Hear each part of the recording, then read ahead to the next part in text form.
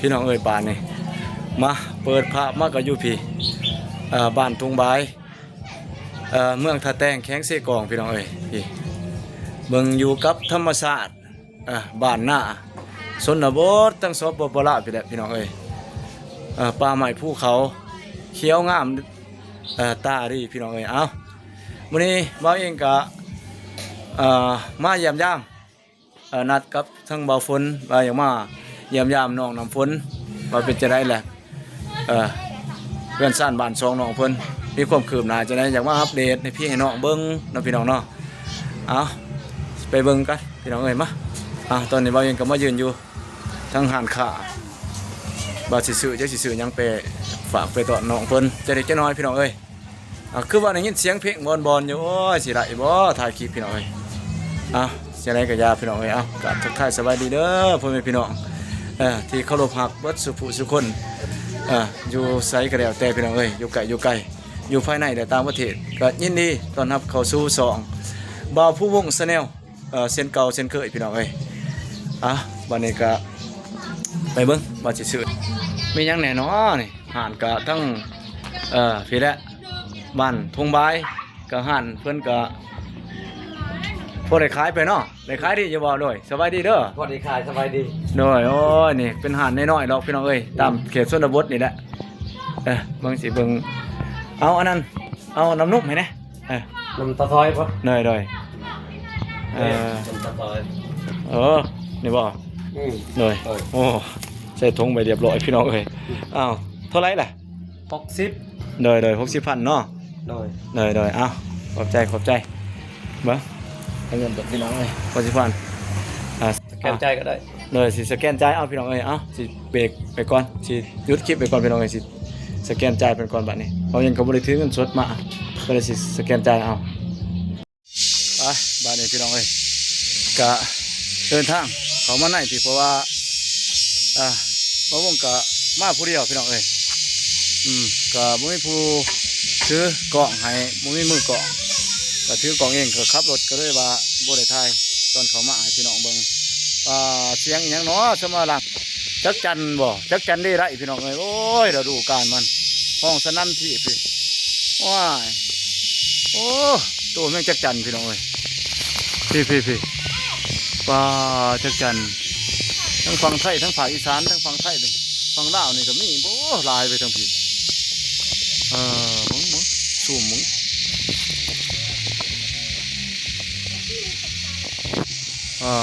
พี่น้องเอ้ยบรรยากาศค่อยค่ำย่ำแรงก็ เริ่มแล้วเราเองก็ครั้งแรกเลยมาทั้งพี่โดยสบายดีเด้อทั้งนี้โอ้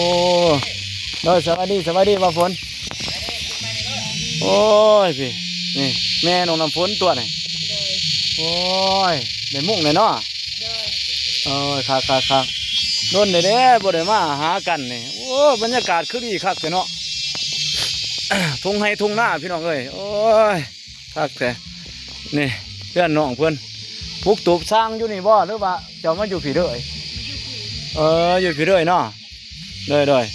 โอ้ว่าฝนเพิ่นก็อัปเดตได้พี่น้องเอ้ยน้ำฝนโอ้ติดแคมหวยด้วยเนาะโอ้ไว้ดีเด้อว่าฝนเลยทั้งฝนโอ้รุ่นเนี่ยบ่พอกันก็ว่าฝนก็ได้นัดกันว่าได้ก็บ่ได้มาหากันเลยสบายดีเด้อทางคนเลยจะบ่ทุกการกดติดด้วยฟังเราลึกในต่างประเทศเรื่องในบ้านเฮาขอสวัสดีสบายดีเด้อทุกคนเด้อเลยเอ้าบ่มีของฝากของตอนนะคนเลยมีแต่น้ำนุ่มโอ้ยรุ่นเนี่ยบ่ได้มานี่หวยบ่นี่ตัวนี้โอ้ยเนาะแนวเด้บ้านนี่มุ่งเรียบร้อยเนาะบ่ฝนเนาะคักเลยนี่บรรยากาศดินดอนต้นหญ้าเพิ่นนี่นั่งแต่แอมเนาะโดยสร้างเพิ่นบ่โอ้ยได้สร้างมาแต่ทางไหนล่ะสร้างเขาเองบ่แม่นสร้างประดิษฐ์สร้างซอยโดยซ่องอันนั้นใช้กันเนาะซอยกันมาสั่นสาหากันมาดีแล้วเพิ่นเฮ็ดได้ซ้ำนี่ล่ะจากตัวนี้พี่น้องเอ้ยนี่ตูบสูบมันสิแล้วหลังเก่ากับแบบนี้เนาะง่ายมาแต่พุ่นเลยบ่3 ลังแล้วลัง1ลัง2ลัง โอ้ยหลังที่3เลยพี่น้องเอ้ย ก็ก็สิใครแน่เพราะว่าฝนมากก็สิเฮ็ดไรเนาะเพราะว่าเฮามุ่งแล้วเนาะงานเทิงแล้วก็สิใครแน่ปูก็เรียบร้อยบ่ฝนโอ้ยคักแน่เลยพี่น้องเอ้ยอ่ะก็รอบเลื่อนพี่น้องเอ้ยโดนเติบเลยบ่ได้พอกับบ่าวฝนแล้วก็ทีมงานก็ไปจักสันได้ไผก็ค่าเวียกบ่ค่อยได้มาเจอกันพี่น้องเอ้ยมีแต่ผ่านกันซื่อๆบีบแก้รถใส่กันแต่ละมื้อแต่ว่าบ่ได้มาร่วมถ่ายคลิปให้พี่ให้น้องเบิ่ง FC ก็ถามอยู่บ่าวฝนไปทางไหนบ่าวฝนเขาว่าอยู่นี่แหละพี่น้องเอ้ยบ่าวฝนก็ได้ช่วงนี้ก็แล้วบ่กาแฟบ่าวฝน ยัง แน่แล้วจะสิขึ้นจังได๋ล่ะบัดนี้ นี่ไต่ขึ้นรถ โธ่คันใดเพิ่นพี่น้องเอ้ยวันใดเพิ่นสิขึ้นได้บ่บ่าวงนี่โอ้ยเนาะคักแต่ว่าบ่กล้าขึ้นได้บ่าวงแห่งยานนะคนขี้ยานบ่าวงยานควบสูงมาซะ แม่น โอ้ยเนาะบ่าวฝนเพิ่นกำลังอัปเดตถ่ายคลิปคือกันพี่น้องเอ้ยสิให้เบิ่งหอบๆไปเบิ่งโอ้ยนี่มีหวยมีน้องเท่าพี่แหล้วพี่น้องเอ้ยในลงสิหวยน้ำพันนี่ก็โอเคได้พื้นที่นี่กว้างเพิ่นเติบบ่นี่บ่ฝนนี่พื้นที่เพิ่นให้ดินน้องน้ำฝน เตียงนี่แหละเตียงเตียง กระต้อนี่บ่ บ่นี่เตียงไม้ โอ้ยนี่เนาะต้นกาแฟนี่เนาะก็พอได้อยู่พี่น้องจะปลูกผักอะไรอยู่ซ้ำนี่เนาะซ้ำปลูกผักปลูกหยังนี่ได้อยู่ก็น้ำห้วยผู้นี้คักนี่ท่านนี่ก็ปลาเป็นไปถึงนี่ก็เป็นเฮือนน้องฮานนี่พี่น้องเอ้ยนี่เฮือนน้องฮานต่อไปพุ่นแม่น้องสะดีใกล้ๆกันนี่แหละพี่น้องกันไปมาหาสู่กันว่าเพิ่นนี่แหละเพิ่นอยู่ไกลแน่เพิ่นก็มาอัปเดตได้เรื่อยนี่แหละฝาก บ่ทันแน่ไป ด้วย คืนบางคนอยู่กับบ้านก็เลยมาอัปเดตก่อน เลยโอ้ยมีตรงไห้ตรงหน้านี่ให้หน้าตากะก็มีมอละลูได้นี่ แม่น น้ำฝนจะได้เคลื่อนใหม่ได้เนาะน้ำฝนเนาะโอ้ยยิ้มเด้ออยู่น้ำฝนก็ได้ที่เข้าปีเลยบ่ได้จะเชื่อทางนอก ก็ตีต้นตีจังว่าก็ทายกับต้นน้ำกันเนาะรุ่นไหนได้น้องฝนก็ได้โมสิขออนุญาตขึ้นเถิงใจสิขึ้นจะได้พี่น้องเอ้ยน้าพี่น้องเอ้ยเอาต่อกันพี่น้องเอ้ยทั้งบ่าวฝนกะมี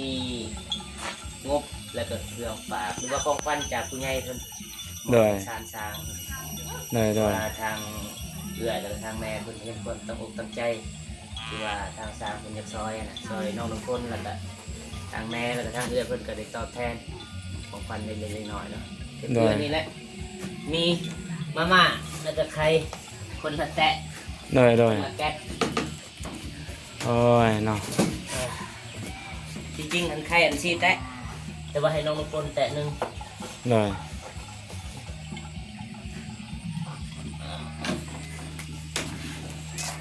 จริงๆเนาะเพราะว่าบางคนก็เห็นในคอมเมนต์2 คนบางคน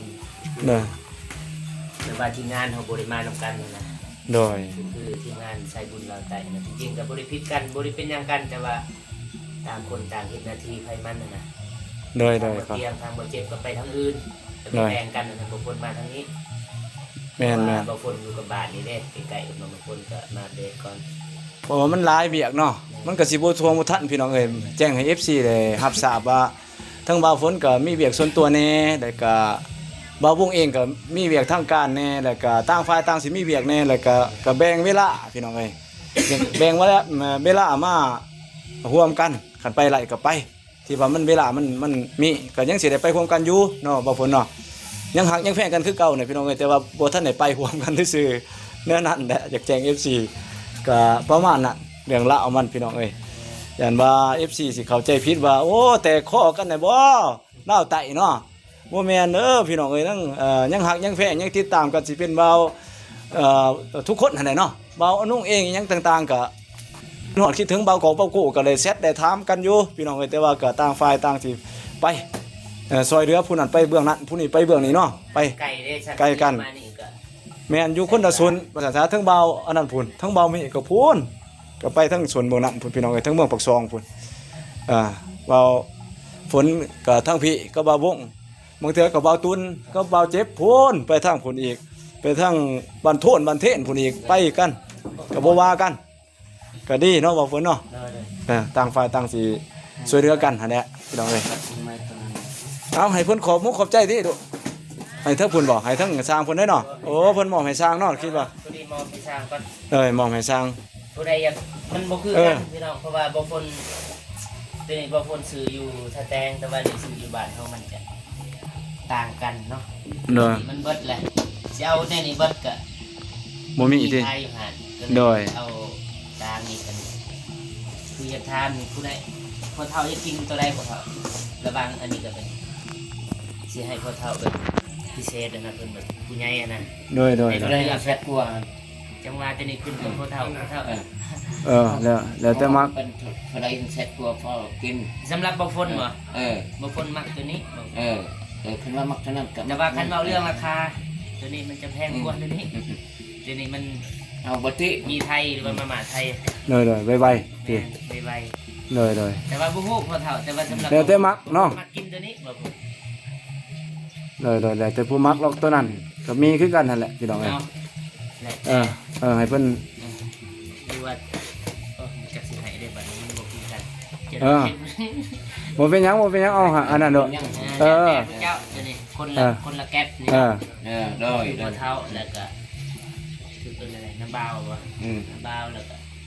เป็นน้ำบ่าวคือกัน เลย แม่นแล้วก็ไข่คนละแตะ เลย อันนี้พอเฒ่า น้ำฝนไปนั่งเท่าพุ่นดุไปนั่งข้างมันนั่นเด้อข้างผู้เฒ่าจะเด้อ นี่ ด้วยให้มันไปเข้าก่อนเลยให้นะเลย บ่าวเลยเนาะ ระวังตกเลยดุ ของฟันจากแม่ฮักของน้องน้ำฝนแล้วก็ได้ของบางคนแล้วก็แม่ฮักงาเราไต่แล้วพี่น้องไม่พิมพ์ไม่เพนไม่ยันเนาะแล้วก็ไม่ลิ้นไม่กัน เลย ไม่ติดแล้วก็ส่วนนี่นี่ก็เป็นของพี่พรที่ซอยเรือหนองน้ำฝนอะไรโดยเฉพาะกันเลยชื่อไม่เซอร่าเดือน เลย เราหักปากว่าเราจะซอยแล้วเราโอนเงินให้บางคนจำนวนหนึ่ง เลย วันนี้นะที่6 ล้านนะครับเราเมื่อใดที่บางคนไปสร้างเราก็จะโอนตื้มอีก เลย แล้วเราก็เอา6,000ให้สร้างเรื่อยๆเนาะเพื่อน้ำใจท่านก็คือพี่พรเนอะชื่อที่พี่พรน่าจะผู้บกใจก็เกิดกะแน่มีแต่ว่าผู้บกใจทางพี่พรเพิ่น เลยอ่า ผู้บกใจก็คือ ขอบใจเด้อดีฟอน พี่พรแล้วก็แม่ แม่ทางคุณเด้อ นี่ยังก็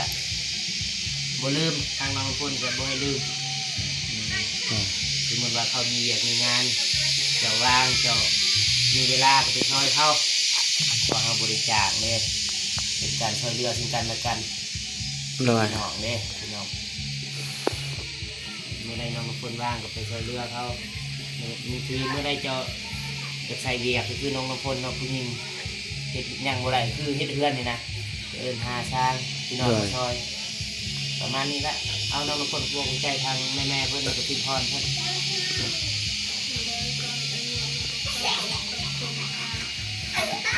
คนอย่างเงี้ยนี่ กันได้เป็น เลย ขอให้ทำของได้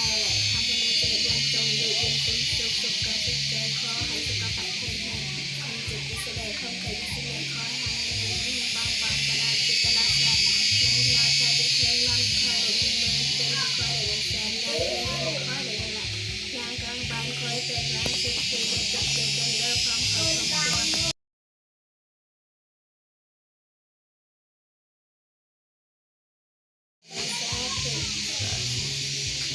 โอเคแล้วก็สิมาทานช้างเลยก็คือไม่อันนี้เจ้ามีว่าไม่ต่างคนเหนื่อยกันนี้ไอ้พวกอันนั้นมันเป็นเอาไม่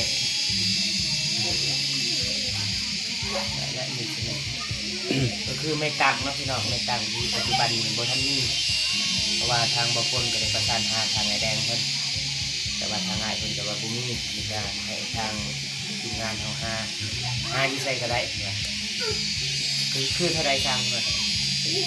3 เมตรบอก ให้เลย3 เมตร3 เมตร10 บ่ได้ไล่ฮอดพุ่นที่บ่ได้จับไหนฮอดเตียงนี่เนาะ ฮอดเที่ยงเห็นบ่ฮอดถามกันมีแต่ฮอดคืนต้องไปถาม แต่ว่าเฮาสิเลือกจังได๋มีว่า มันก็ต้องไปถามต้องไปทบอันอะไรอันเขาสิไล่กันหนึ่งเพียงเนี่ยเขาบ่ไล่เพียงหนึ่งปกติเนี่ยลูกตังเขาตั้งเหนื่อยได้3 เมตร สำเร็จบ่จังหวะแล้วตัวนี้บางคนก็บ่มีพวกโอดานี่ เขาว่าเขามาบ้านนี่พวกนั้นมาเตียงมาเขาว่าให้ติดลูกตังระยะ40 40บ่ นะ40มันถึกอยู่10 15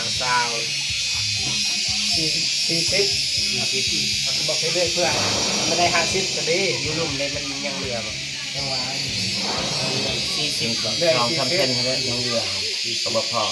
เลื่อยเพื่อเป็น50เนาะมา50เม็ดนึงให้เลยสร้างแบบนี้ 20,000แล้วน้ำมันไปเลย น้ำมันขึ้นน้ำมันลิตรนึงถ้าแตงเขา40ปลายพัน แม่น 40สร้างกับคะแนนอยู่30ปลายสิเขา40 50 บาทพุ่นเนาะ มันแพงนี่เม็ดหนึ่ง20,000 3 เม็ดก็หรือว่าเลื่อย2 เม็ดปลายบ่ 3 เมตรเลย หรือว่าเลื่อยเพื่อ3 เม็ด 3 เมตร มันขึ้นเลยอยู่กำลังยากเขาต่อทำมาเขาต่อเพียง3 เม็ด สร้างแดงทำมาให้ตัวนี้เอาไปเรื่อยๆ แม่ เรื่อยๆ เรื่อยๆนั่นบ่2 เม็ดหาบ่ ต้องไปหากันได้ 2 เม็ดหา2 เม็ด6ประมาณนี้แหละมันคืออยู่เส้นหนึ่ง45,000บ่แม่นเส้นหนึ่งเท่าไหร่50 อันละ3 เมตรก็60อัน60ไล่50,000ก็ได้ แม่น50,000เพราะว่า2 เม็ดหาเด้เม็ดหนึ่งก็20,000 2 เม็ดหาก็50แล้วก็2คือ40โตนั่นก็50เพื่อดูอะไรเลย50 จังหวะเด็กไรไอ้ชีไรเดี๋ยวบางคนชีไรแล้วก็อีกอย่างอีกที่ว่าบ่มันมีความตะปูเนาะ เล็กตะปูกันยังเล็กตะปู6เล็กตะปู8 ตะปู8เนาะ แล้วก็คันบอลก็คือต่อเติมเลยว่าให้สร้างแดงละไล่มาเลยว่าไล่แค่นี้เลยว่า ต่อเติมบ่ จะต่อเติมให้มันคือเพื่อนห่าง ต่อเติมเพื่อเศร้ามีวะน้ำสาม เรื่อยจะหันจะไม่ใหม่ ไม่ดีๆได้บ่แม่นไม่ นะไม่ ไม่จำป่า มันบอกมาเมื่อไหร่ก็ได้เอาตัวนี้ก่อน แอมก่อนบ่ เอาแฮมก่อน เอาลูกตักก่อนเนาะ เอาลูกกาก่อนตัวมะพร้าว คือเอาลูกตักมาใส่แอมเลยนะให้มันไหลอันนี้ก่ แล้ อ วน ก็เติมเนี่ยมะพร้าวแท้ก็ได้ครับ เอาหลังมาก่อนเนาะ ก็ได้ แล้วก็ต่อเติมเนี่ยถ้ามีงบก็มันคืออยากกันอันนี้ออกก็เป็นไปได้สบายบนนอนบ่ให้มัน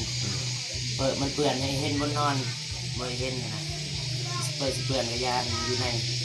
นห้องในวงเนาะ แม่นมันก็ดูดีกว่ากันคันเอาคันห้องบ่เพิ่นว่า บางเทื่อกันว่ามีงบ เฮ็ดจักห้องหนึงเนาะทั้งนั้นให้เป็นห้องหนึงให้กันนั้นเป็นห้องทุงเด้อโด่งเด้อ ที่หน้าต่อหน้าต่างที่บางคนก็ลืมแจ้งทางเดือดครับหน้าต่าง4บาน4วง โดย แล้วก็ประตูใหญ่นั่นแหละคันว่าได้คันห้องต้อง2 บานบ่ต้องโปก แม่น แต่ว่างบจำนวนนี้บ่คนบ่ทันได้หรือว่าบ่ทันมีแต่ว่าทางเรือเพิ่นว่าสิจัดการ โดย บางอย่างกับปกใจทางเรือเพิ่นไปก่อนเนาะโอเคเนาะพี่น้องก็ประมาณนี้แหละบางคนก็ได้มามอบของพันให้สร้างเนาะเป็นที่ให้พ่อเงินหมดนักบางคนปกใจเป็นอย่างที่บุญเนาะที่ทุกท่านที่เข้ามาเบิ่งมาติดตามชมสองของบางคนแค่เป็นจบแล้วเนาะแล้วก็พิเศษใจทางแม่แล้วก็พี่พรเนาะที่ เข้าน่ะ นั่นเพราะว่า เรื่องเล่าว เย้เด้อ เรื่องงบประมาณต่างๆก็แม่นฝากพี่ฝากน้องไปเบิ่งไปติดตามสองทั้งเบาฝนมันก็สิมีงบประมาณแม่และก็ทั้งพ่อใหญ่ใจบุญนั่นแหละทั้ง FC ผู้ใหญ่ใจบุญที่เพิ่นฝากอ่าสมทบทุนสร้างเรือนให้น้องน้ำฝนก็ถือว่าผ่านบ่าวฝนแล้วก็ทีมงานสายบุญดาวไต่ก็มีบ่บ่าวฝน นะ ทั้งเบาสายบุญทั้งเบาเตียงทั้งเบาภูเนินมีบ่ จังหวะจะ ยังบ่ทันแต่ว่าแต่เริ่มเฮ็ดนี่ มี มีสมทบกันไปเนาะเลยก็ดีใจน้ำน้องเพิ่นบ่เองก็บ่มีหยังมีแต่มาเยี่ยมยามถามข่าวน้องเพิ่นแล้วก็มาเยี่ยมยามทั้งเบาฝนน้ำ แต่ก็เพราะว่าก็บ่อยากมาอัปเดตเบิ่งน้องเพิ่นไปฮอดไสมาจะได้สิว่าเพิ่นมีความสนใจอยากช่วยเหลือน้องเพิ่นอีกเติมส่วนใดที่ว่าอยากที่ยังบ่พอเนาะเป็นใหม่บ่หรือว่าจะได้ก็ให้ FC ของบ่าววงแจ้งทั้งบ่าววงก็ได้ทั้งผ่านบ่าววงได้ก็ทั้งบ่าวฝนก็ดีพี่น้องเอ้ยแล้วแต่ความสะดวกพี่น้องเอ้ยก็ได้บุญเบิดพี่น้องเอ้ยน้ำไผก็แล้วแต่ก็เป็นคุณงามความดีคือกันพี่น้องเอ้ยบ่าวเองก็บ่มีหยังมีแต่สุดท้ายนี่ก็ขออวยใส่ให้พรให้ FC เบิดสุขสุขคนเด้อที่มาเบิ่งมาชมคลิปของบ่าววงแล้วก็บ่าวฝนก็ขอให้มีแต่ความสุขความเจริญลำได้ด้วยกันเบิดสุขสุขคนบ่าวเองก็สิหยุดจบคลิปก่อนพี่น้องเอ้ยโอกาสหน้าก็สิมาอัปเดตให้พี่ให้น้องเบิ่งอีกพี่น้องเอ้ยเอาขอบใจหลายๆเด้อพี่น้องเอ้ยไปก่อนบ๊ายบาย